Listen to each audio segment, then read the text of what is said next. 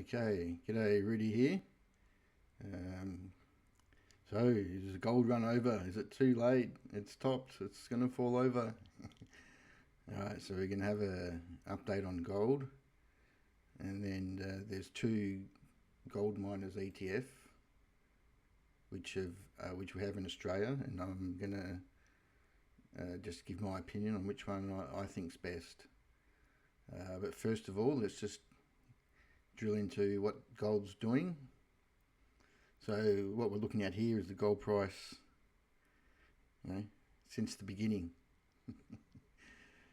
So it came off the gold standard here, then ran up to its market value, then Greenspan raised interest rates to control it, and ever since 2007, which is when he lost control, off she's gone.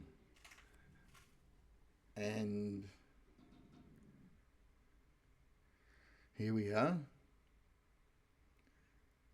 So does that, you just take a big picture look at that. Does that look like it's going to crash? No. So yes, it's having a breather now, which is good. But in the long term, so it's having this little, if we come back, have a closer look. So gold's consolidating. Could it come back down to 3,000? Yeah, maybe. But in the grand scheme of things, it's up. There's still so much worry out there in the world about paper the fiat money, and what's all this government printed money, government debt, rising interest rates on government debt. And that's why gold's going up, because he knows something's going on in this financial world. Anyway, and what's this line here, you say? Okay, it's important. So this is the essentially the average annual cost of production per ounce of gold. So it's currently sitting at about $1,500 an ounce. So in other words, from here to here, that's the profit gold miners are making. So they're just swimming in it. And as each quarter goes on and they start showing how much money they're making, the gold stocks will re-rate. Because at the moment, you got like Morningstar telling them that gold should be valued at $1,900 an ounce. So once the world clicks on that gold's never going to see that again, then they'll start getting into gold stocks, which they have in Australia, but in America they haven't. So anyway, so we've got a rising long-term gold price. In the next month it could drop $100. Long term, the direction's up, and this cost of production and that margin is what we're after. So in terms of which ETF you pick, essentially there's two, one's hedged and one's not hedged. Now my view on the US dollar is it's going to go down because they're going to print money to support their economy, and the Aussie dollars over the long term is going to go up because we're resource based, we're not tech based. In my 10-year theme, resources be the place to be. So my view is you want to be in a hedged ETF. Okay, so let's have a look at what we've got. So in Australia we've got GDX, which is unhedged, 0.53 fee, and GDX, its underlying components are a bit different to miners. GDX is essentially, let's have a look. So Canada, United States, South Africa, and it's got some Australia in there, whereas miners is ex-Australia. Okay. But the top holdings in both of them, so you'll see Agnico, Wheaton, Barrick, Franco, Anglo Gold, they'll all be in the miners. But you see our gig, so Northern Star, which is our biggest mining company, gets a gig in here, and so does Evolution. So you can imagine how big these guys are when Northern Star's at 3%. Okay, so we'll have a look at those companies' share charts after. So that's GDX. Looks very nice, you know. Might come back down to here and up she goes.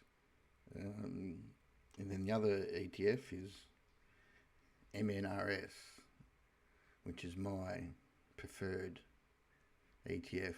And why? Because it's hedged. It costs you a little bit more, 0.57, but that's nothing in the scheme of things. And you can see its country allocation, Canada, United States, South Africa, Brazil. So there's no Australia in there. But you can see there's another reason I like them.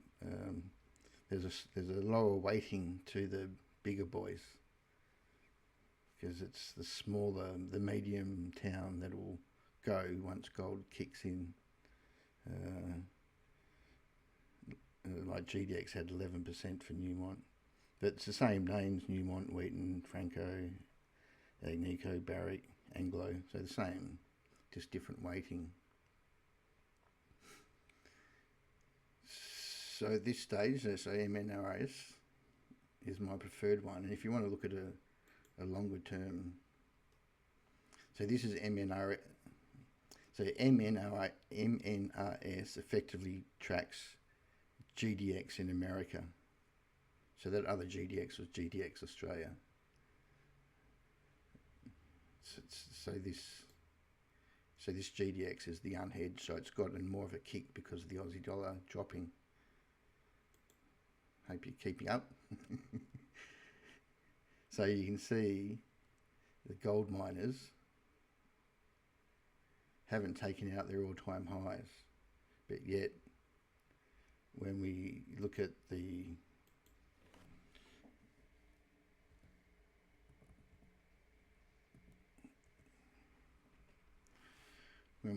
gold miners, so this GDX divided by the gold price, you can see that we're about to break out, because the gold miners have been underperforming because no one believes gold's going to be where it is at the moment. So the gold miners are in for a re-rating, and it's showing here it's squeezing. So when this breaks out, it means the gold miners will come back up here in relevance to where they are to the price of gold. Okay, hope that makes sense.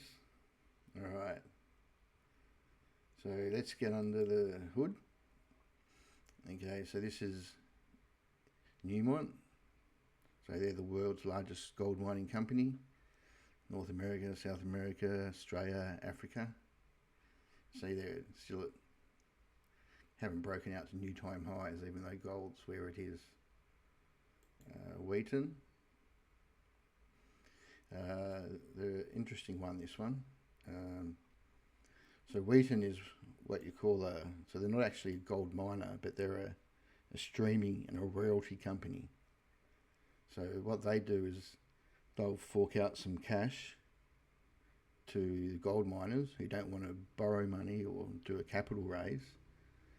And in exchange, Wheaton, they'll either get a percent of the future gold production, like 2% of their revenue, so regardless of what the gold miner is making money or not, or they'll get the right to buy gold at something like $500 an ounce now, and sell it for $2,500.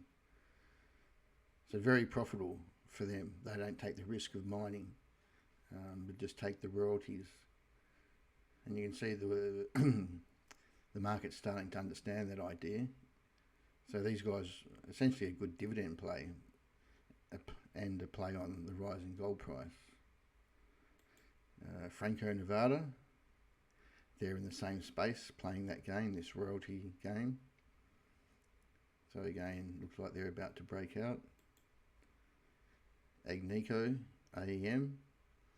So they're just breaking out of all-time highs now. So they got mines in Canada, Finland, Australia, Mexico. Then you got Barrick, got mines in 19 countries. And they're not even near their all-time highs. It looks like they're waiting to break out. And then Anglo Gold, again, haven't taken out all-time highs. So they got more presence in emerging markets, and we're considered an emerging market. So they got a Tropicana gold mine in Australia. Kinross, they got mines in United States, Russia, Mauritius, and Chile. Again, haven't taken out all-time highs. So you can see there's a theme here. The gold price is way out. The price relative to gold of these miners is about to break out. Whereas like the gold mines in Australia, we've taken out our all-time highs. So these guys are just waiting. And Xinjiang Mining, so they're a Chinese company, mines in China. They're one of the world. China's got a lot of gold. That government's been mining it and storing it in Australia, Africa, South America. So they're already forming a nice bullish. Probably all the Chinese buying it. Okay, so they're the main companies. The main companies within this GDX and this miners MNRS. So my preference is to go for MNRS because of the lower weighting to the high cap stocks and its currencies hedged. And then I've picked 2, but there's 5 you can pick from. But in my gold silver portfolio, I've got Ramelius, which is looking good. You can see where again still hanging around these highs. People still don't know, is it going to go? Perseus, looking nice. And then the other 3 of the 5 that I reckon you can get your hands on, Northern Star. That's Australia's biggest one. Westgold. It's interesting. That looks pretty scary, doesn't it? But it's probably a good buy. The reason for this is because they had an overrun on their cost production, but they're actually the most unhedged gold mining company in Australia. So net for net, so their costs have gone up, but their revenue is unhedged. But people just look at the costs, so that's why they've been sold down. And the other one is Evolution Mining. So they're all got a lot of scope to go for. So I hope that helps you if you're deciding. So long-term gold price up, and of these 2, it's just my opinion. MNRS is the best way to go. Okay then, thanks for that. See ya.